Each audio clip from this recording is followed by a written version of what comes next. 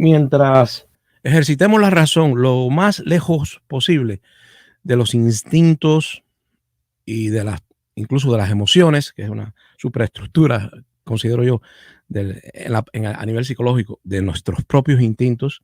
A menudo las personas idealizan, romantizan, desarrollan una teoría sentimental o romántica simplemente apoyada en el sustento rústico de los instintos. Y no es nada más que una superestructura, algo que refleja los más bajos instintos a veces. Y yo quería, con la utopía y la distopía, bueno, llamar la atención sobre esta situación de doble cara que tiene toda moneda, ¿no? Que lo que para unos soñadores y románticos o quizá involucrados en la toma del poder de una utopía, de la construcción de una sociedad ideal, estamos hablando de una sociedad ideal, lo ven como una utopía y como los disidentes, opositores, poetas perseguidos, presos políticos, lo ven como todo lo contrario, como una distopía. Y en el siglo XX tenemos tres famosas obras que son distopías. Distopías. Una es pues Fahrenheit 451. No son grandes obras literarias, son más bien guiones que sirven para el teatro, mejor dicho, para el cine. Para el cine. Un mundo feliz, la menos conocida, Un mundo feliz. Brave, creo que se llama en inglés, Brave New World. Y ese es Un mundo feliz. Ya ese es del 1932. Estamos hablando de la época en que en Cuba hay revoluciones contra Machado, ya se acerca el 33, la revolución del 33, la penarquía.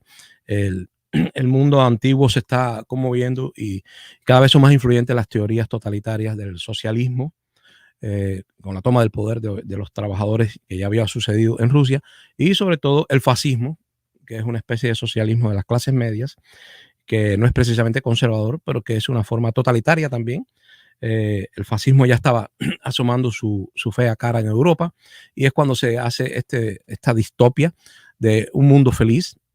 Y en este mundo feliz de 1932 se refleja pues muchos de los vicios de una sociedad que tras una guerra, y no lo voy a cansar, una guerra catastrófica en el mundo, se forma un gobierno único, y ese gobierno único creo que escoge a las Malvinas y a Islandia como islas para poner allí, ubicar allí a los que son indisciplinados, opositores al nuevo orden tras la destrucción del mundo. Y creo que es en el 2049, exactamente en el 2049 se proyecta esta distopía, porque es una barbarie lo que hay ahí, un totalitarismo. La gente practica el sexo libremente, pero los niños lo hacen casi en probeta en Londres. No existe racismo en Londres. Se observa que trabajadores trabajan juntos, negros y blancos, y la gran incubadora pues los va haciendo los bebés negros y blancos. No hay un racismo, pero hay un totalitarismo asfixiante. Esta obra no ha sido muy difundida, pero son las tres grandes distopías del siglo XX, que son, repito, Un mundo feliz, las que les conté, Fahrenheit 451, que es del 53. Esta sí trata sobre la censura y sobre la libertad de expresión reprimida por el gran hermano, el ojo que todo lo ve, el gran hermano. Y la otra obra, bueno, es Fahrenheit, ya le dije, 451, Un mundo feliz, y 1984. Sí. Por cierto, Grupo Caimán, yo fui arrestado en el 86, pero en el 84 fue que conformamos este grupo disidente en Cuba. Nunca se me olvida. 1984, que realmente el autor con Orwell, jugó con el número 1984, cambió, y realmente fue escrita en 1948. Tras la Segunda Guerra Mundial, el ambiente propicio. Un mundo feliz es de un norteamericano, Fahrenheit es de un británico, y Orwell, un británico. Yo diría que son tres guiones no muy buenos, literalmente hablando, como literatura. Es literatura porque ellas mismas se anuncian como novelas, pero realmente no son buenas obras literarias, son muy buenos guiones para disfrutar en el cine. Eso sí, las tres han sido llevadas al cine. ¿Y por qué hablo de que y son tres distopias?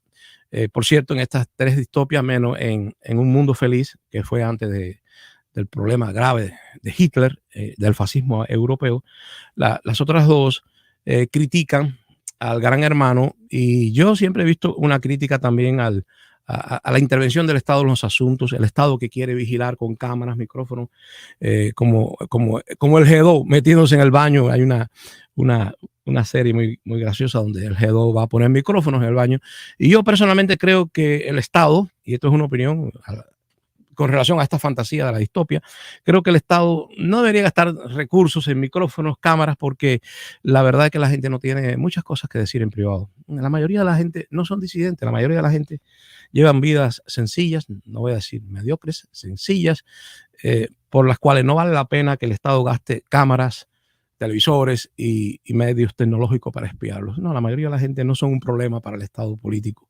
organizado. Yo lo que quiero es que quede bien claro que en Cuba se experimentó por parte de un grupo de revolucionarios y de soñadores, se experimentó con toda una sociedad que no estaba de forma totalitariamente involucrada. Había un pequeño grupo para los cuales esta utopía de hacer una sociedad sin clases, donde un nuevo hombre fuera capaz de tener un carácter moral muy distanciado de la moralidad burguesa, pues realmente para estos pequeños grupos de disidentes, ya sea por catolicismo, por propiedad, porque algunos eran de la burguesía, o otros porque eran latifundistas y perdieron sus tierras, otros porque sencillamente eran religiosos y no aceptaban el Estado ateo. Pues la verdad que estos pequeños grupos, para ellos fue una pesadilla. Cuba fue una distopia, como mismo estas series lo reflejan. Fue una distopia y se fueron al exilio. No a vivir la utopía del capitalismo, porque aunque en el capitalismo hay ciertas utopías con relación a la libertad y eso, pero no, se fueron porque no les quedó más remedio, porque no podían ya habitar en su propia tierra. Y ya voy a compartir con ustedes, creo que para terminar, la obra de Platón, La República, no aceptaba a los poetas, no aceptaba a los poetas. Octavio Paz, ese magnífico escritor, embajador en Japón, por cierto, de México, Octavio Paz decía, aseguraba que todos nosotros somos poetas. Él era un poeta, claro, y él decía que todos somos poetas. Hay un filósofo español, creo que se llama Gustavo Bueno. Gustavo Bueno asegura que todos somos filósofos. Ya él murió, Gustavo Bueno murió, pero él asegura, él es un precursor, su filosofía es el materialismo, materialismo histórico, materialismo. La filosofía materialista es la de él, su posición filosófica, pero él dice que todos somos filósofos. La cuestión es que todos somos filósofos, pero no todos somos amigos, no todos estamos de acuerdo. Algunos somos más idealistas, otros más materialistas, dialécticos. Yo creo que en la república ideal en la que soñaba Platón, donde no podrían haber poetas, desechados los poetas, serían arrestados, me imagino, o prohibida su estancia en la ciudad. En la república ideal, que era una utopía para Platón, Homero, el poeta Homero, hubiera sido expulsado, y solo podían vivir los filósofos sin meternos en el problema de que todos los filósofos no piensan igual. Así que me imagino que habría también filósofos. Él pensaba que la sociedad debería estar dirigida por una vanguardia filosófica, y la verdad es que esos filósofos no se hubieran puesto de acuerdo, porque poner a Carlos Marx al lado de Hegel o al lado de Ortega y Gasset, Nietzsche, yo creo que hubiera sido un arroz con mango, hubiera habido discusión también. Así que una sociedad que se proyecta para algunos como utopía maravillosa, perfecta, para otros puede ser una pesadilla, una distopía. Y yo creo que además está decir que todas las utopías tienen un fundamento al principio religioso en el mundo antiguo y posteriormente filosófico, ¿no? Y en Cuba nos trataron de imponer la sociedad que se proyectaba hacia un socialismo tipo Jardín del Edén, donde todos fuéramos iguales como una gran familia, y en realidad era una visión filosófica, era la imposición del marxismo-leninismo en el caso de Cuba, marxismo-leninismo.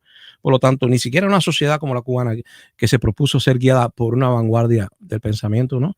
Ni siquiera se pusieron de acuerdo, porque muy pronto en la revolución pues hubo disidencias, y ustedes saben el fenómeno de la microfracción, que hubo disidentes marxistas que se tuvieron que ir finalmente, muchos de ellos a Miami como refugiados políticos. Increíble. Comunistas cubanos que salen huyendo de Cuba, huyendo de la acción y de la prisión y de la persecución política de la élite que está en el poder, y se tienen que ir a refugiar a los Estados Unidos.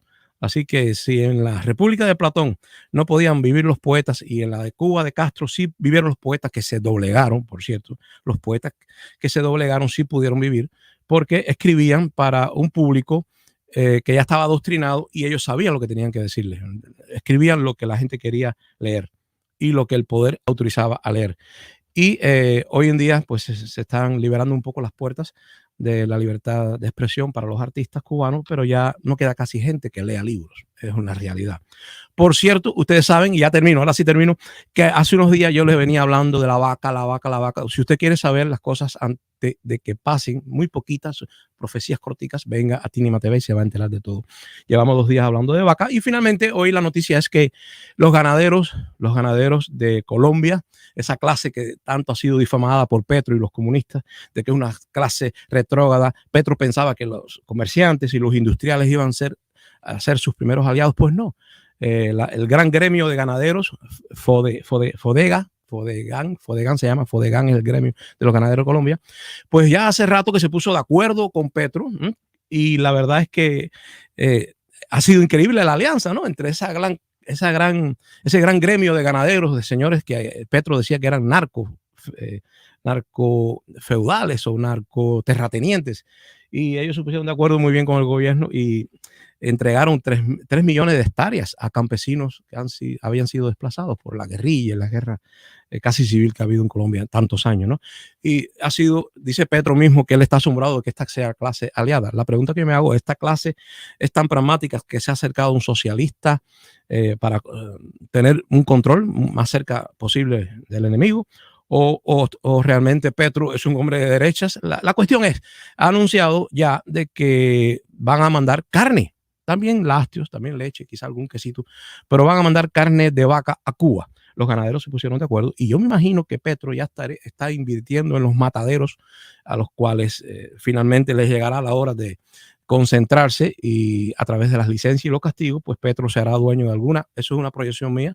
Obviamente estoy prejuiciado con Petro y creo que Petro va a meterse en el negocio de la exportación de carne y en las licencias, a quién se las da, a quién se las quita, para exportar carne a Cuba. Yo pienso que, y como ayer estuve hablando, y por eso yo creo que es casi profético el programa que hicimos ayer y antier sobre la carne de vaca y cuánto se consumía en Cuba, antes de la revolución, por supuesto. Después ha sido la vaca casi una cosa santificada que no se podía matar. Pero en los últimos tiempos ustedes saben que ni siquiera los niños ya tienen garantizada la leche en Cuba, porque desde que se dio licencia para que los cubanos mataran sus propias vacas, pues han preferido venderlas que no dársela a un precio, no darle la leche, quiero decir, a un precio tan barato, a acopio. Y la verdad es que ahora veo que no hay una política del gobierno de Cuba para fomentar el mundo del ganado entre los cubanos, sino que van a traer carne de res, y me imagino con un precio sin aranceles ni nada, sin protección. Van a meter carne de res en Cuba, y ahora sí se acabó el sueño de que Cuba pueda tener su propio hato ganadero, ¿verdad?